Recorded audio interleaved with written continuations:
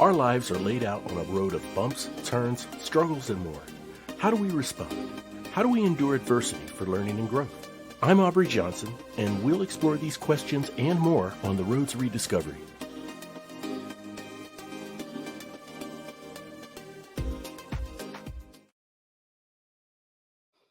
Hello, everyone, and welcome to another episode of The Road to Rediscovery. I'm your host, Aubrey Johnson, and I'm so excited that you're here with me. Road to Rediscovery. The Road to Rediscovery is all about reflecting on life lessons to learn and grow from them, and of course, pay it forward and uplift others who are struggling through dark times. Now, as you know, you can hear this show anywhere you get your podcasts, any platform worldwide, around the world, even some platforms you may not have even heard of. If you happen to listen on Apple Podcasts or Spotify, we invite you to leave a rate and review. And if you don't, that's okay too. We still would love your input. Just send us an email at roadtorediscoverypodcast@gmail.com. That's roadtorediscoverypodcast@gmail.com. And we'll give you a shout out in a future episode. And if you play your cards right, you might get a little bit of Road to Rediscovery swag as well. Also, whether you leave feedback or not, I just want to express that we are always, always truly, truly grateful for your listenership. Okay. My special guest is a motivational and personal development psychologist who has weathered her own health struggles, having been hospitalized multiple times as a child with severe asthma, an eating disorder as a teenager, and bouts with depression as an adult. She's learned and harnessed the power of mindset, and today she helps others adopt the mindset they need to achieve their goals. Let's welcome Rebekah Wanic to the show. Rebekah, welcome to the show. It's so great to have you here. Thank you. Thank you so much for giving me the opportunity to join you. I really love, the opportunity to be able to share. And it's great that you have, so many people that are listening and tuning in to try to learn more about, like you said, the road to rediscovery. Absolutely. And thank you. We reciprocate. We are truly, truly grateful for you coming on the show. We can't wait to hear some amazing, incredible insights that I have no doubt will resound and resonate with the listener. All right. If we can start early on, there's a little bit to unpack here, Rebekah. Can you walk us through initially some of the health struggles that you were having and your initial mindset in response to those struggles? Sure, absolutely. It's funny because at the time when I was young, I didn't really think about myself as somebody who was sick, but Mhm. I was really sick. I had very, very severe asthma. And I was growing up in the early 80s when the medical treatment, I mean, there was medicine, but it wasn't as advanced as it is now. And so I did end up in the hospital a couple of times. I had an at-home nebulizer, had to call my parents many times from sleepovers to come pick me up. And so I think what that did was kind of set the stage for me feeling vulnerable about my place in the world because I didn't really feel safe. I couldn't breathe a lot of the time. And that kind of Mm, creates this existential angst for you. mhm. And then, growing older, when I was in high school, I think I turned a lot of that, those feelings of feeling unsafe and feeling sick into just dislike for myself and who I was. And I didn't really know how to deal with it effectively. So that kind of manifested as an eating disorder and had very, very severe struggle with anorexia that I ended up in an outpatient program. And that was like, I learned some things from it, but it was also kind of an interesting experience because I was in a situation where I was interacting with a lot of other people with eating disorders.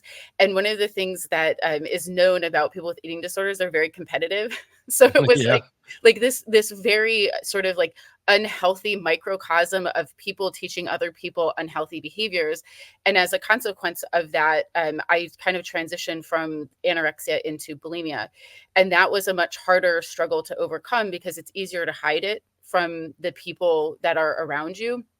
But it wasn't until I was late in my college years that I finally started to think about like I don't like this for me. I was always really good at school. I was Mhm. excelling, graduated top 3% of my collegiate class, but the outcomes that I wanted for myself psychologically and emotionally they were not things that I was able to get. And then I was very, very fortunate, through, trying a number of different therapists to find somebody who was just perfect for me. And she really helped me to change the way that I viewed my place in the world and my sense of agency.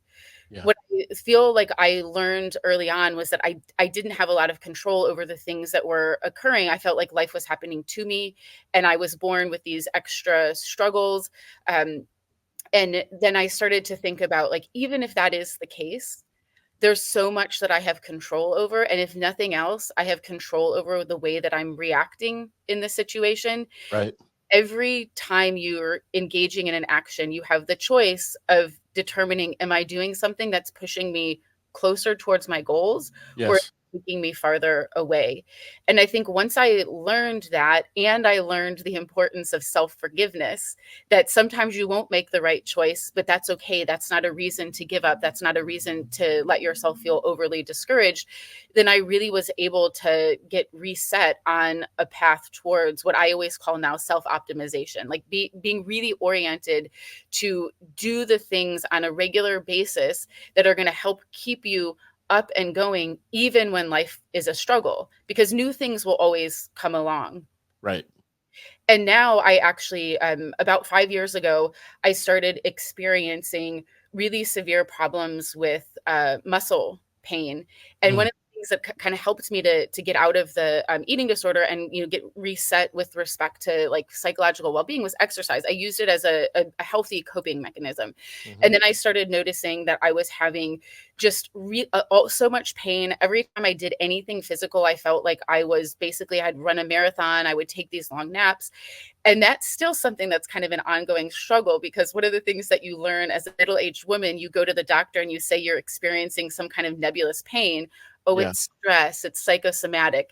And so it's been kind of a double challenge of getting people to take my situation seriously, Right. while at the same time trying to get help and learning to, in the event that there is no solution, which I'm starting to feel like there might not be, how do I deal with this as a new challenge, an ongoing challenge? But I really feel like the earlier challenges that I was able to overcome with the help of other people has put me in a position where I don't let this, knock me off track. I can keep moving forward despite the fact that it's a new challenge. And there may be something else that comes along in the future, but I feel like I'm ready for it now. Yeah, no, that makes a lot of sense. And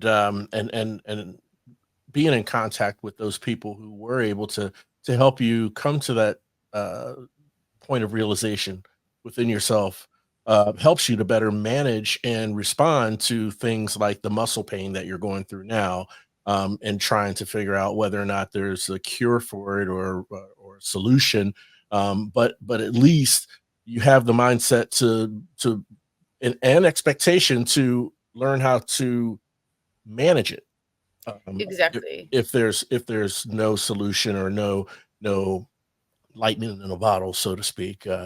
Yeah, no, that makes a lot of sense. One thing that I thought I heard you mention, and please correct me if I'm wrong, Rebecca, is some of the things that you went into, right, with the asthma, severe asthma, and then how from a health issue perspective, over time it kind of evolved to eating disorders and so forth. There seems to be some behavioral connection between the two or between the three.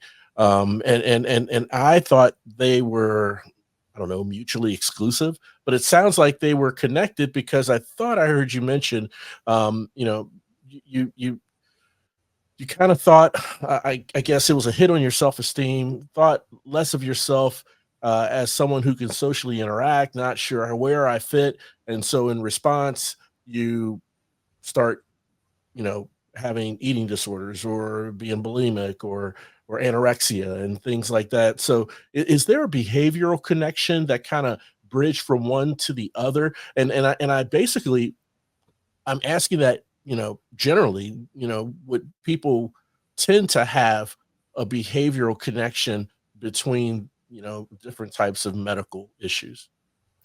Yeah, that's a great question. I mean, that's not an area of my expertise, so I Okay. can't say, how frequently it occurs. I think Okay. for me, the thing that was like the connecting factor Hmm. was more about the way that I felt about who I was and my ability to control things in the world. Because when you're a kid and you have very, very severe asthma and Hmm. inhalers don't control it, and you constantly need to be, like calling the doctor to get extra medication, you Yeah. feel like a lot of your existence is sort of out of your control, and Hmm. it's scary. And I don't think I had the ability to well, I know I didn't have the ability to process that psychologically. And then Hmm. I have a twin sister who is like a wonderful, wonderful person. But growing up, she had some asthma, but it was nowhere near as severe as me. So it was also like this constant comparison of like, it's like, you could have been like this. Instead, you're like this. And so I think like there was stuff that Oh, I needed to work through I with see. that as well. Yeah. She has always been maximally supportive of me. Yes. But Yes. a lot of times you can't see that, or you still have things that you need to work through to sort of like take ownership of the way that you're feeling. So it's a constant comparison of somebody that I felt like was always better than me, healthier than me, didn't have the struggles. And so that can be a little bit demotivating as well when you start to sort of develop this mindset of like, woe is me, why does everything negative always happen to me? But part of what I did in terms of like changing my mindset was one, realize like, even if it is the case that everything negative is always happening to me, I still have a choice of how I handle it. Yes. And then secondly, it's not the case that everything is happening to you, because what you don't know is the struggles that somebody else is going through, And so it's 100%. like always reminding yourself that like Yeah. they look like they're handling it, they look like they've got everything together, but you don't know what they've been dealing with back, in the places that you don't get access to. And so everybody has struggles, and it's to me I started thinking of it as like it's kind of a selfish, childish way of viewing the world to feel constantly like this woe is me. I have much more power than that. I'm much more mature than that. And when I could kind of like get myself to think about that this state of mind is not the type of person that I want to be, that was really motivational for me in helping to really force myself to change the way that I was viewing and responding to situations. Yeah. I can agree, and I've tend to fallen in that rut myself over the years. I call it comparative thinking, Yeah. and it really, really has stunted opportunities for growth during the times I would do this comparative thinking, right? And like you said, it can be debilitating for you when you are comparing yourself to your sister, and she didn't have as severe a condition with asthma and so forth. And then you start saying, woe is me, and just falling into that victim role and everything. And Hmm. it can also be blinding, right? I mean, because you can be you could be so full of what you're telling yourself internally in that internal dialogue that you don't see the support of your sister and how supportive she is of you, Right. in going through these things.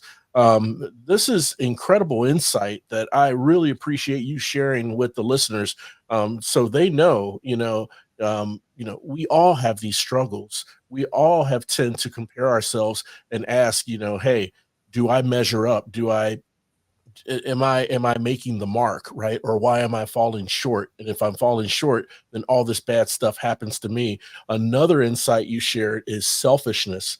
It's incredibly selfish of one to have this woe is me type of thinking, although a lot of people may not think that. They may think it's counterintuitive, but it is selfish because you're shunning everything else, especially the care that others have for you, to live in that woe is me type of thing, right? Yeah, So, yeah, absolutely. yeah, Absolutely. And I think like for me, being uh-huh, selfish is like a really bad thing. So labeling that as selfish is a really good way to like push me to not want to engage in it. And I think one of the things that you just kind of made me think about was this idea of you feeling like you don't measure up when you have high standards for yourself. It's easy to feel like you're falling short. Yeah. So, and I mean, I've always been kind of like a perfectionist on everything. Mm, If I'm mhm. not, doing things at the top level, I feel like it's a failure. I distinctly remember my dad when we were kids. I didn't get like an A plus on an exam when I was Right. young, and he's like, "But you got an A, like just just go with it." Yeah. But you also like thinking about balancing that sense of wanting more for yourself, Right. pushing yourself, trying to achieve, but Right. also making space for not always getting the things that you want. And then I know it sounds trite, but I feel like the older that you get, and maybe you'll agree or disagree with me on this, but people always say like sometimes not getting what you thought you wanted is the best thing for you. And I Oh, think the yes. more experiences that you have as you get Yes. older, the more you realize that it's so true, because it opens doors that you didn't even think about opening because you weren't in a position to see their value. Rebecca, 1000% agree. Okay. And in my mind, at least, anyone with some degree of self awareness in their lives about themselves, where they're going, where they're at, what's their current condition, what is the ideal condition they want. Anyone who has that amount of self awareness, when they don't get something they expect or they feel they deserve, you know, days, weeks, months, years down the line, something else comes in that's a larger opportunity. They have that awareness to reflect and actually see why. And having it happen in the past, if something you expect doesn't come to you again, then yes, you can better appreciate that because you know something else is in store. There's another opportunity around the corner. There's something going here, something going there. And yes, so I could not agree more, Rebecca. And I can also understand where you're coming from with the high expectations you've had, right? Academically, especially. That's another added pressure that we put on ourselves, or some of us put on ourselves as wanting to be perfectionists. So, what I wanted to now ask you, and thank you for painting that picture for us on where you were and what your mindset was, right? So, when you mentioned earlier about as a young adult, you started to put yourself in front of people who could actually help and guide and give you, direction, point you in the right direction towards, just having having a better disposition about yourself and where you are and how you respond to things, right? Mhm. So were these people the ones that um gave you the early introduction in, you know, having having a new mindset, a reformed mindset, a new perspective? Was that your early introduction into that? Opposite of what your mindset was before? Yeah, so to be honest with you, I think one of the things that really kind of started me Mhm, thinking about that I need to do more to get myself to a better place was actually mhm. starting to study psychology. Ah, Because I mean, there's this joke in psychology that lots of people go into psychology because they're trying to to fix themselves, but to a certain extent, it's like, and I try to tell this to my students now. It's like mhm, you're learning things, and oftentimes in school, you feel like what you're learning has no relevance to your daily existence. But psychology is very different from that. So mhm, mhm. as I started to like learn different ideas from the different sub areas of psychology, I really started to think about how they were impacting the way that I was thinking about and responding to the world.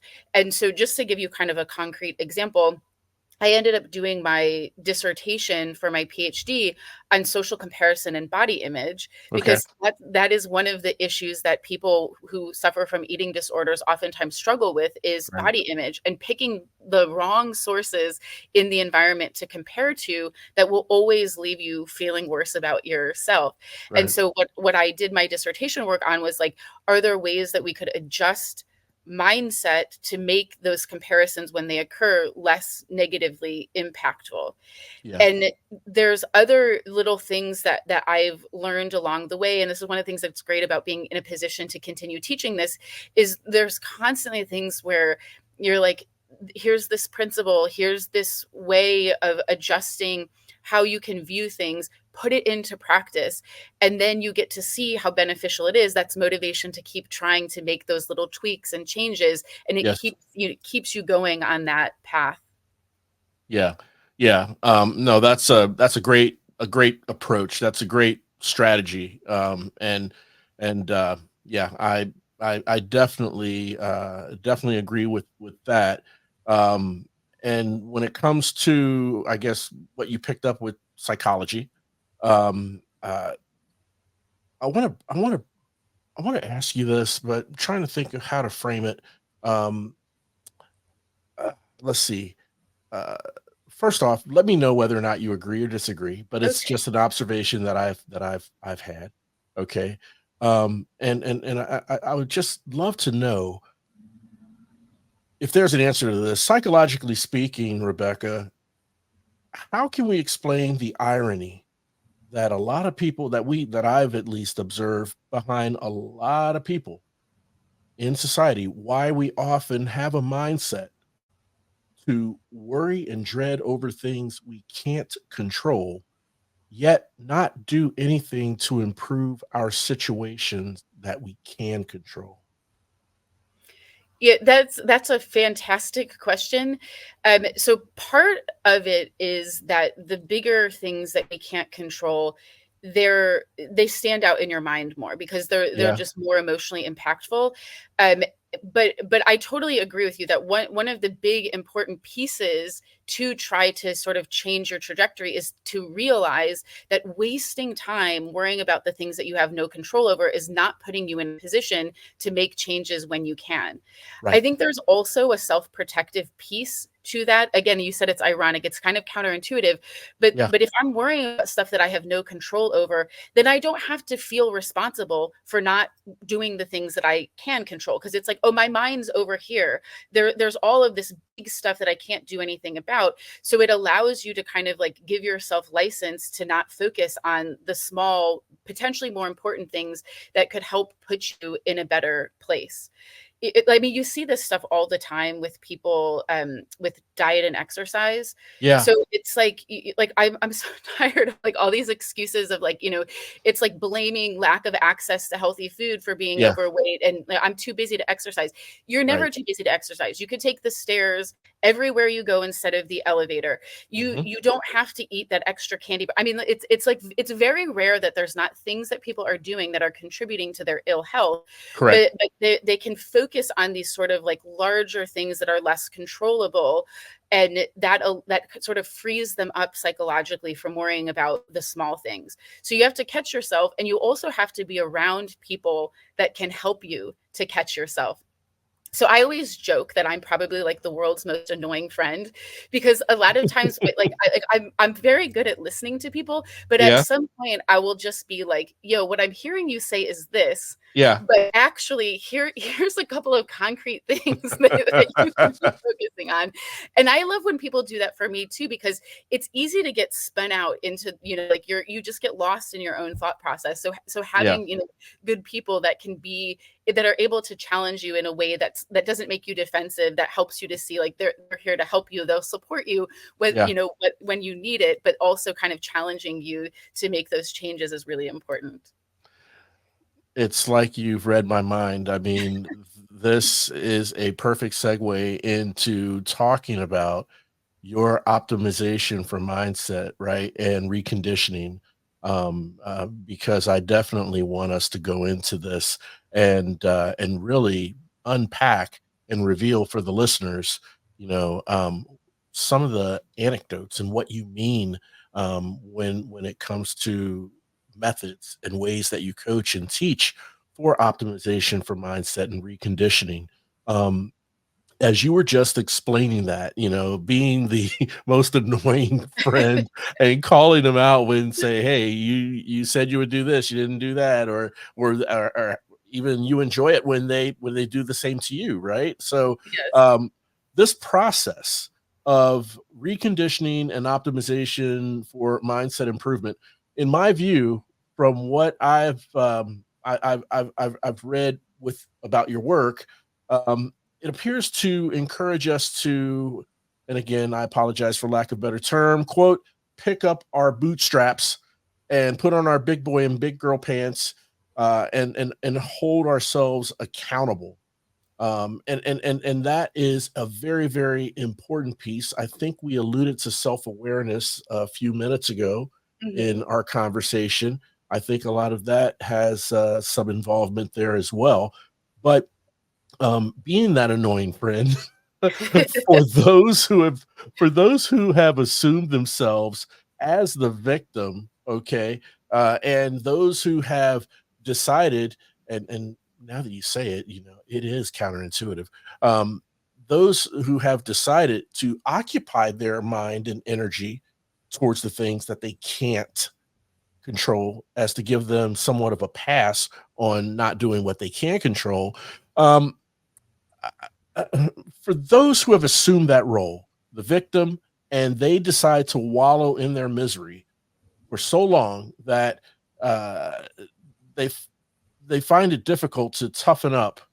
Um, I would imagine your coaching methods kind of help them achieve that self awareness and accountability. I mean, would that be a preliminary thing to work on, and before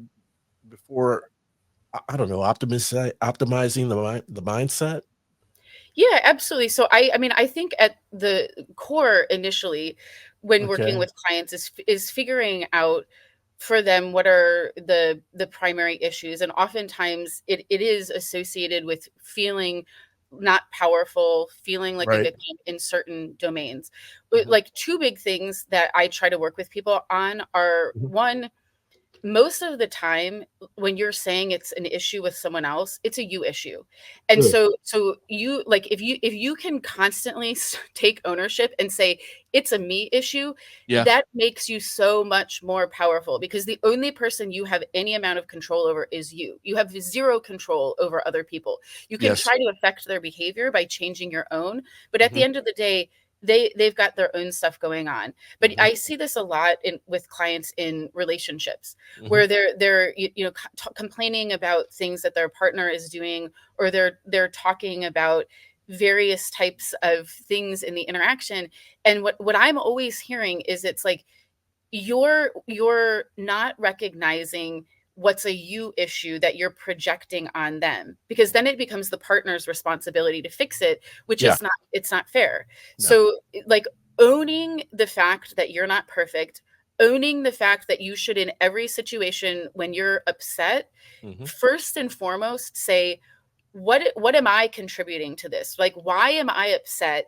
And Yes. don't start with it's because they did X, Y, or Z. Start Right. with because I feel insecure, because Mhm, I know that they're pointing out to me something that I failed on, and that's making me feel uncomfortable. mhm. And that's a really uncomfortable place to be, but that's the only way to grow your power. It starts from within.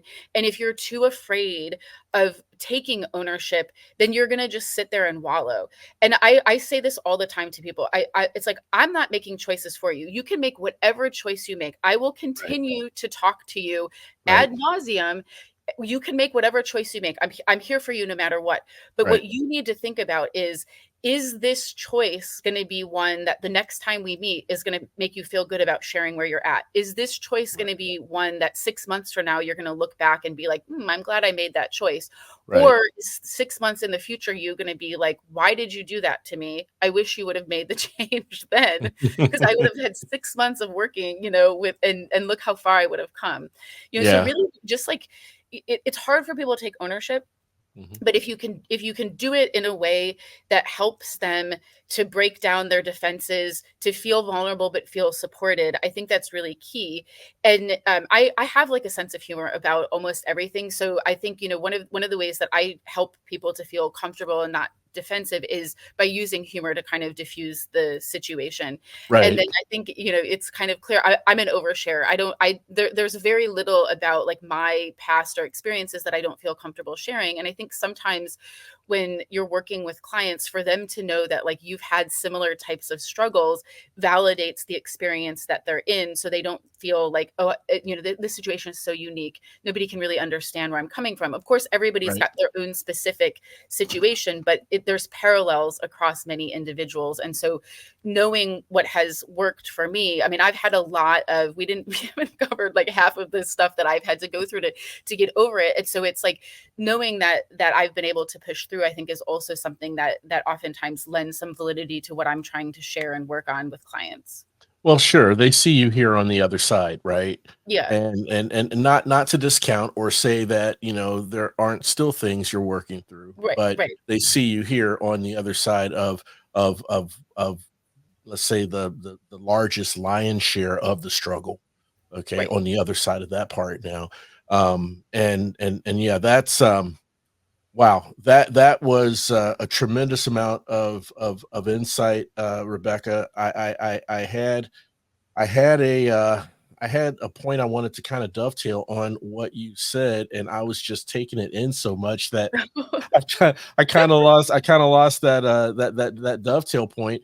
But but I mean, you said it all. You said it all right there. I mean, uh, people need to understand that um, uh, they are responsible for the choices they make, right? And from an accountability perspective, in your coaching method, one thing I thought I heard you say that I can appreciate is, well, two things. Number one, the humor to kind of diffuse, some of that. Number two, actually, three things. Number two, taking that hard look in the mirror. Okay. And it is hard to kind of own up to you know what role you played in something that went sideways, okay, or in something that went adrift. But again, taking that hard look in the mirror.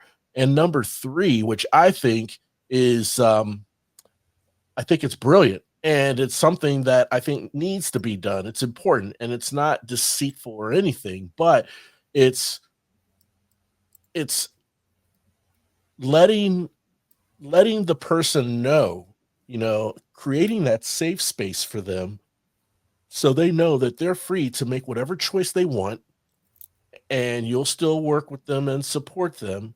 But from an accountability standpoint, think about how you would feel the next time we meet, right? Right. Not just saying if you come back and tell me blah blah blah, then I'm gonna feel blah blah blah. No, think about how you would feel them in Yep. coming back and having to tell you, what they have to tell you, would they feel comfortable about that, right? It's putting them in their own shoes, fast forward a week or 2 week or whatever the cadence is, Hmm. to to realize that about themselves. That is extraordinary, and I have to commend you for just giving us that piece of insight, because listeners, whether or not they have an accountability coach or a coach or anything, that's enough for listeners to comprehend, to say, hey, maybe I do need to take that look in the mirror at myself and hold myself accountable for the things that I've done, and I can be a part of the solution or a part of the problem. Do I Right. perpetuate it or do I make a change? Right? Right. Yeah, Yes. absolutely. And I love what you just said, because I think like that's the whole point of coaching, is that you learn a set of skills that Yeah. you can take with you. I Yes. mean, it's like I'm happy to coach somebody for the rest of their life, but in an ideal situation, you acquire a set of skills. Now you hold yourself accountable. That's Yes. what, I didn't get to where I am on my own. There's a lot of people that helped me to change the way that I viewed myself and my place in the world, and I Mhm. have those skills that I can now share with other people. I'm very, very good at holding myself accountable now. I don't Yes. really need the extra assistance anymore. Right. But Right. I will say every once in a while, I reach out to those very important support people because I can't do it all on my own, even now being much stronger than I was in the past. And that's like an Yeah. important thing I think to remember as well. Because I think, we oftentimes tell people reach out for help when you need it. And sometimes people don't do it. But there has to be this balance of taking responsibility for making the help that you seek effective. Because what Yes. what I see a lot is people that are like they go to coaching or they go to therapy and they're not doing anything with the information that they're getting. They're not actually challenging themselves. It's just like, a checkbox. Like I feel like I'm doing something to help myself because I'm Right. going to see this coach or because I'm going to therapy. But Right. again, if you're not taking responsibility for really incorporating those ideas and making changes, you're selling yourself short, but you're also taking advantage of the assistance that the other person is providing for you. You're really, again, being selfish because you're not doing your part in the partnership to help yourself get well. Oh, no, for sure, right? And you're robbing yourself of the empowerment that Right. this person is giving you, the empowerment for and help in helping you deduce, your own solutions, and have your own self-realizations, you know. My background is talent development, and I support a lot of executives in their development. And so, Mhm. one of the things from leadership development that we talk about is empowering those who directly report to us. So whenever we're talking through a problem, we're not giving them the answer. We may not even be that close to the detail, right? But Mhm. we're asking questions to help guide and kind of direct and navigate that person to realizing their answer, right? Right. And that's where the empowerment comes in. And to your point, they are robbing themselves of that if they're just going through the motions, checking the box off, and not putting what it comes out of those meetings into actionable steps. Yep. Yep. It's hard. It's really hard to take ownership, but once you do, you realize that life is so much better after taking that step in so many amazing ways. You just so much more powerful. And stuff that used to drag you down will not have the ability to drag you down anymore because you're just seeing things with a whole new perspective. Yes, a whole new door and window of opportunities Yeah, will just kind of release and cascade, right? But again, we have to get over that hump and own up to ourselves, the good, the bad, the ugly, everything, right? right. Yeah. So Rebecca, I wanted to ask you about, and I'm sure you heard this term, and I've been in discussions with people. We've talked about um, reframing, and Hmm. so we talk about reframing and the original, I guess, perspective we had on something that would happen, and how we respond to it, and then being conscious about it, reframe it into something different to allow us to have a different outlook on it, to respond in a different way, but maybe a way that's more healthy, right? Um, I wanted to ask you. It seems like for the optimization, right, and the reconditioning of the mindset, it's going deeper than reframing. Is that correct? Yeah, I think it has to, usually it starts with reframing because that's Okay. kind of the first step. But Okay. then it's more kind of just reconceptualizing Mhm. your view of you as an agent in the world.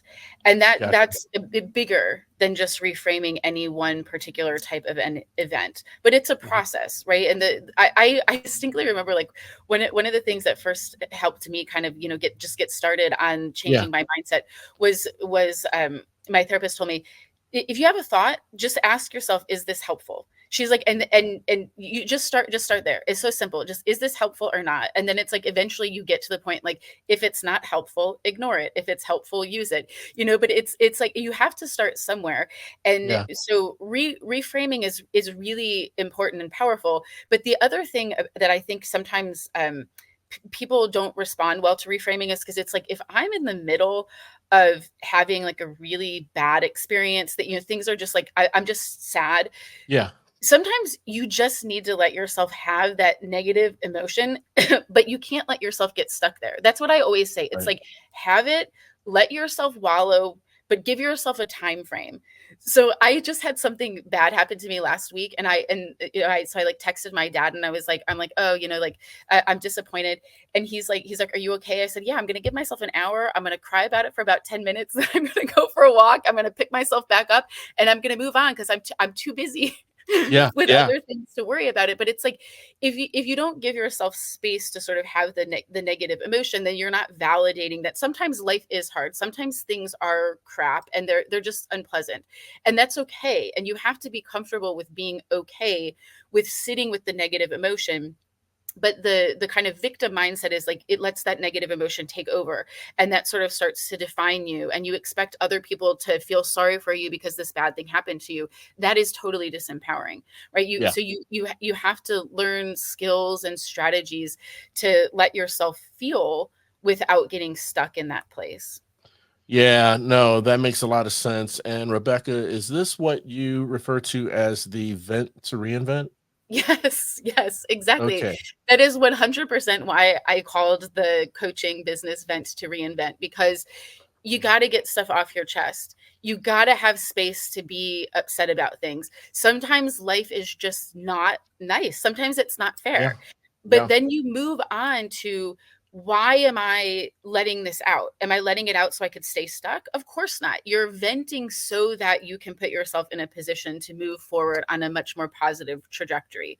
Reinvent and learn that you have the power to continue working towards the things that you want, even when you're experiencing some setbacks. And the thing Right. is, you will start to realize that, like, whatever life throws your way, you'll feel like you can handle it. Like, you're much less fearful when you're coming from a state of ownership and empowerment, because it's kind of like, all right, come at me, bro. Like, what's the next thing that you're going to throw my way, because I know that I'm going to be able to get through this too. And Yeah. so I usually try to, like, encourage people, if they can, do the thing that's harder, because the Yeah. more that you challenge yourself to always do the thing that's harder, the Mhm. less hard the rest of life becomes. Yeah, I mean, yeah, that's very logical, and it could be even be more inspiring and more empowering. Something that you have put off for a long time that you don't want to conquer or challenge, and Mhm. they take your advice and they go for the harder thing first. Then it's like, wow, man, I put that to bed right away. I can take on anything, and then, they're on top of the world. It's like, bring it, right? Come at me, bro.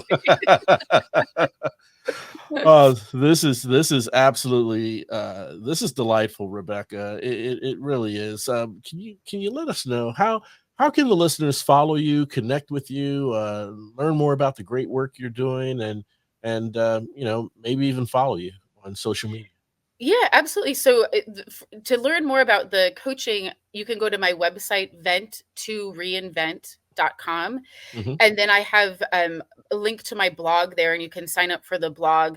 I've not sent out a blog in the last couple of weeks because Hmm. I had some exciting news. I published a book, and so I've been kind of like focusing a little bit on the book part of things. But if you sign up for the blog, I try to send out like weekly, inspirational kind of, or things to think about. And Yeah. then the best way to kind of follow for all of the updates is actually on LinkedIn. I post most of Okay. most of the things that are going on with me on LinkedIn, so you can connect with me on there as well.